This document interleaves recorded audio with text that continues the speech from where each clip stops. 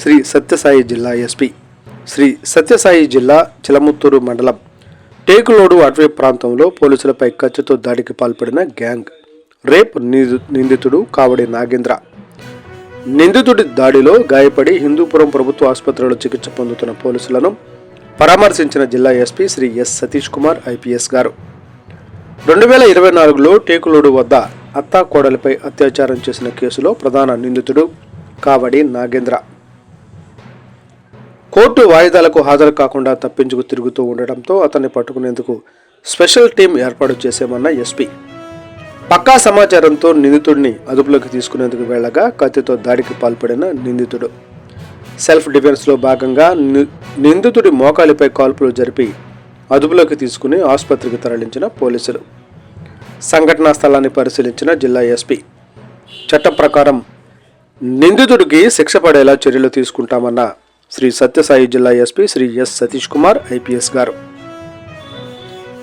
Chilamathur police station పరిధిలో టేకులోడు వద్ద 2024 సంవత్సరంలో అత్తాకోడలిపై గ్యాంగ్ రేప్ నిందితుడిని అదుపులోకి తీసుకునే క్రమంలో నిందితుడి దాడిలో గాయపడిన పోలీసులను శ్రీ సత్యసాయి జిల్లా ఎస్పీ సతీష్ కుమార్ ఐపీఎస్ గారు ఈరోజు మధ్యాహ్నం హిందూపురంలోని ప్రభుత్వ ఆసుపత్రిలో సిఐ ఆంజనేయులు కానిస్టేబుల్ రవిలను పరామర్శించారు.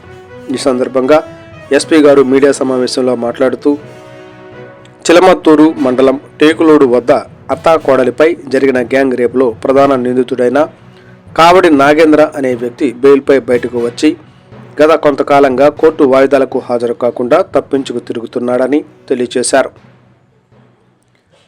నిందితుడిని అదుపులోకి తీసుకునేందుకు 3 టీములుగా పోలీసులు గాలిస్తున్నారని చెప్పారు. ఈ క్రమంలోనే పక్కా సమాచారంతో ఈరోజు తెల్లవారుజామున చిలమత్తూరు ఎస్ఐ మరో 2 కానిస్టేబుళ్లు కావడి నాగేంద్రను అదుపులోకి తీసుకునేందుకు వెళ్లగా కానిస్టేబుల్ రవిపై నిందితుడు కత్తితో దాడి చేశాడన్నారు. ఇదే క్రమంలో టేకులోడు అటవీ ప్రాంతానికి చేరుకున్న సిఐ ఆంజనేయులు గంటన్నర పాటు తీవ్రంగా గాలించి లొంగిపోవాలంటూ గాల్లోకి కాల్పులు జరిపినప్పటికీ నిందితుడు తప్పించుకునే ప్రయత్నంలో మరోసారి పోలీసులపై దాడికి ప్రయత్నించాడని తెలిపారు. ఈ దాడిలో సిఐ ఆంజనేయులు ఛాతీపై చేతికి గాయమైందని సెల్ఫ్ డిఫెన్స్లో భాగంగా నిందితుడిని మోకాలిపై కాల్పులు జరిపి అతనిని అదుపులోకి తీసుకుని ఆసుపత్రికి తరలించారన్నారు.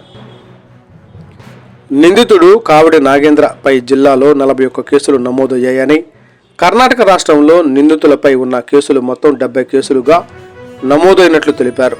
చట్టాన్ని ఎవరూ చేతుల్లోకి తీసుకోకూడదని, నిందితుడు దాడికి పాల్పడడంతో ప్రాణరక్షణలో భాగంగా సిఐ ఆంజనేయులు తొలుత గాలులోకి కాల్పులు జరిపి ఆ తరువాత నిందితుడి మోకాలిపై కాల్పులు జరిపి అదుపులోకి తీసుకున్నట్లు తెలిపారు.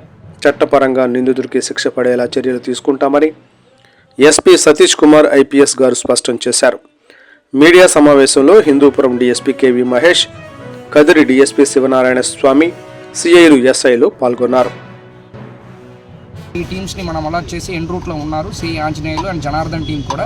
వాళ్ళు ఇమీడియట్గా రెస్పాండ్ అయ్యి వెళ్ళారు. ఆల్మోస్ట్ అరౌండ్ 1.5 hours మధ్యలో వాళ్ళ అడవుల్లో కొన్ని మన వాళ్ళు పరిగెట్టడము, చూడడము, అలాంటి మామూలుగా వాళ్ళని వెతకడం అన్నది ఆల్మోస్ట్ 1.5 hours జరిగింది. దాని తర్వాత అరౌండ్ 8 o'clock 8:15కి మన సిఐ ఆంజనేయులు అండ్ టీము వాళ్ళని పట్టుకున్నప్పుడు సిఐ ఆంజనేయుల పైన కూడా తిరగబట్టడము, నైఫ్లో వాళ్ళపైన అటాక్ చేయడం అనేది జరిగింది. తర్వాత తప్పని పరిస్థితిలో మన సిఐ ఆంజనేయులు గారు మనం ఫైర్ చేయాల్సినది వచ్చింది వాళ్ళపైన.